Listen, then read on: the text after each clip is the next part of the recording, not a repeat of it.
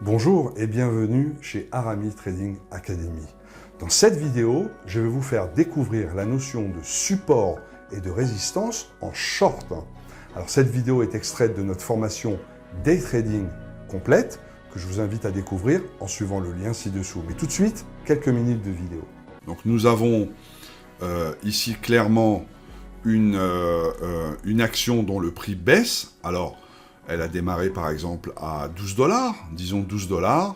Le prix baisse. Alors, n'oubliez pas que tout est inversé maintenant. Le prix baisse et s'arrête autour de 9 $.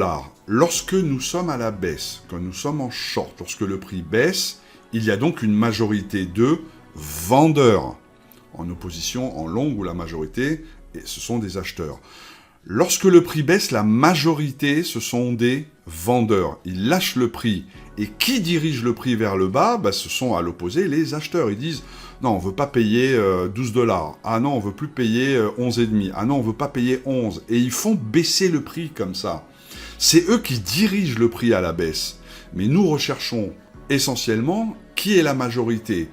Qui sont là en nombre?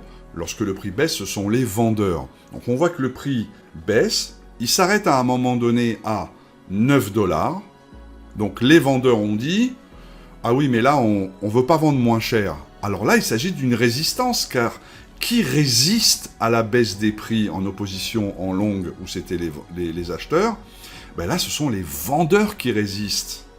Ils résistent à cette baisse de prix en disant « On ne veut pas vendre moins cher ». À ce moment-là, les acheteurs reviennent, le prix remonte, parfois dépasse plus ou moins 11 $. Pareil qu'en longue, le prix redescend. À un moment donné, les acheteurs disent « On ne veut pas payer plus cher que 11 $. Non, on veut que le cours continue à baisser. » Là, à ce moment-là, les vendeurs reviennent. Le prix, une deuxième fois, s'arrête autour de 9 $. Pareil, les vendeurs résistent et disent « Non, maintenant, on va faire remonter le prix. On ne veut pas vendre moins cher. » Et là, les acheteurs reviennent. Et le prix s'arrête encore à 11 $. Pourquoi dit-on qu'en short, et lorsque le prix baisse, la ligne du haut, c'est une ligne de support? Car il faut toujours partir de la direction et de la tendance. De la même manière qu'en longue, ce sont les acheteurs qui sont là en majorité, qui résistent à un moment donné, ils ne veulent pas payer plus cher. De la même manière ici, vous voyez effectivement qu'en short, lorsque le prix remonte, les acheteurs supportent la baisse de prix, c'est-à-dire qu'ils bloquent le prix autour de 11, et on dit que les acheteurs supportent. Ils supportent le fait que l'action baisse. Vous voyez, tout est inversé. Des notions très importantes à assimiler. Alors, 2 fois, 3 fois, l'action remonte autour de 11 $.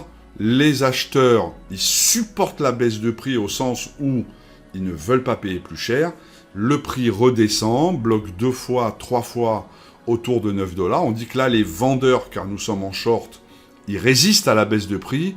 Et à un moment donné, les vendeurs ne peuvent plus résister, car il n'y a plus d'acheteurs. Les acheteurs ne veulent définitivement pas payer plus cher que 9 $. Et on dit que l'action casse la résistance à 9 $. Toute cette zone horizontale, cette zone de fluctuation, s'appelle une zone de consolidation. Donc vous avez pu découvrir la notion de support et de résistance en short, quelques minutes qui sont extraites de notre formation Day Trading complète. En descriptif de cette vidéo, vous pourrez aller vous inscrire à la formation Day Trading complète. Alors à bientôt!